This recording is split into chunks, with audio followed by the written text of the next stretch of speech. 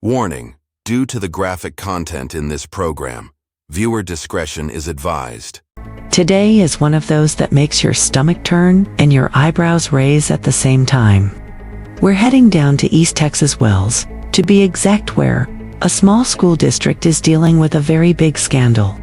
And when I say big, I mean the kind that shakes a whole community, rattles the school board, and leaves a lot of parents asking, how did this happen? We're talking about Hillary Danielle Williams, a junior high and high school math teacher who, up until just recently, was employed at Wells ISD. And this story starts when she and her boyfriend, Michael Scott McCary, were arrested under some very serious allegations.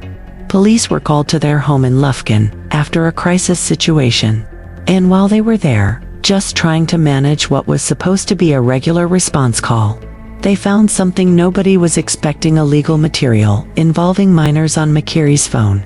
One of those images also included something so disturbing, I won't even describe it on this platform. And not long after that discovery, both McCary and Williams were arrested. Williams resigned from her teaching job immediately after, and the district was quick to let everyone know that, as far as they could tell, none of the students from Wells ISD were directly involved.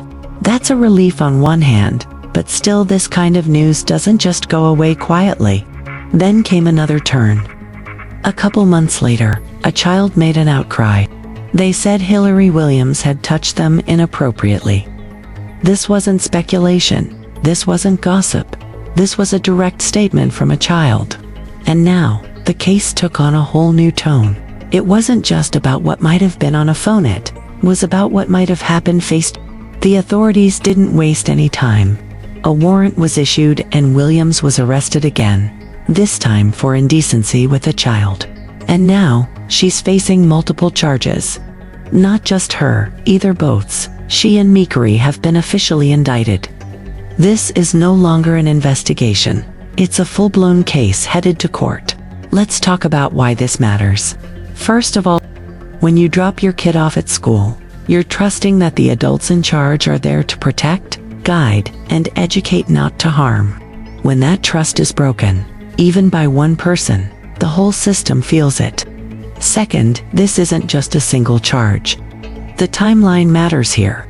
First came the arrest tied to those images. Then, a child comes forward with a personal allegation.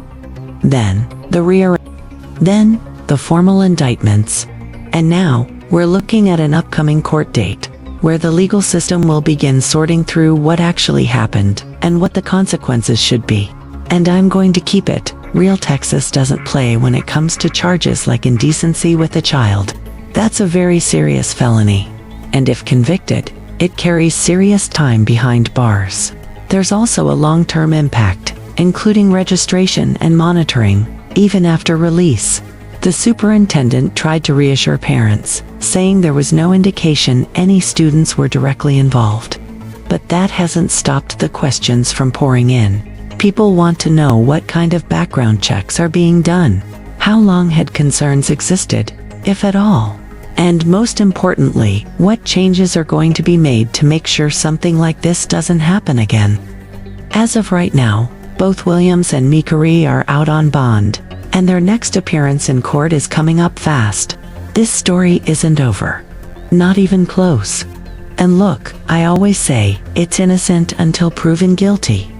That's the standard.